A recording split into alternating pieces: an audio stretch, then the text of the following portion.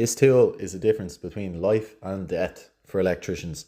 Now that sounds like a little exaggeration, but it just isn't, lads. So what's going on here is I need to change out that faulty breaker, and the best way to do that is to isolate the power, as you can see here. So once I twist this to the left, you can see that the power is dead and we're good to go. Now the most common way to test for electricity is using these things called volt pens, and I have to say I have changed my mind on these.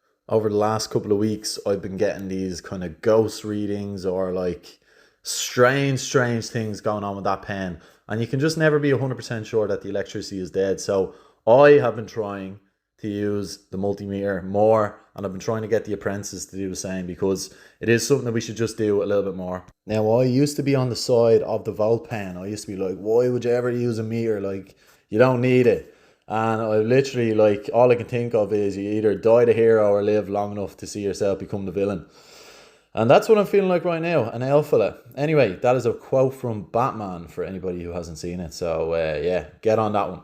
So once the breaker was in, then it was time to tighten up the live and neutral feed in the back. So you can see that I'm using a pipe grips here to hold it in. I could probably have a tool for that, but I mean, it works. If it works, it ain't stupid.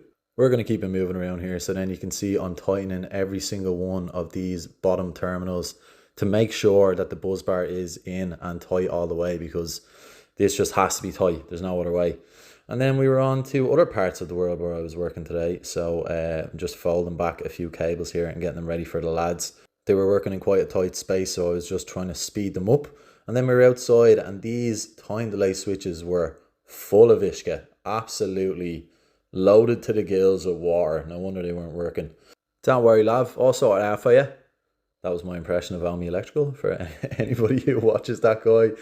The absolute king. Anyway, we need to sort this out. Look at the amount of water. That was what came out on the ground. Like, this was full. So what I did was I drilled a hole or two in the bottom of the box to give the water somewhere to go. And then I just replaced the front cover on these time delay switches. Now when you're doing any kind of anything really, you need to keep an eye out for these things called dip switches, which we'll go through in a sec.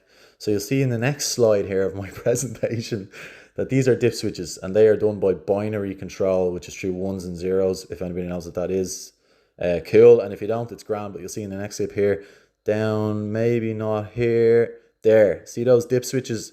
They control the time that this thing stays on for. So any kind of electrical item that you get like this will have a bit of paper with it, and you will be able to read the paper and set the time delay switch to the time that it should switch.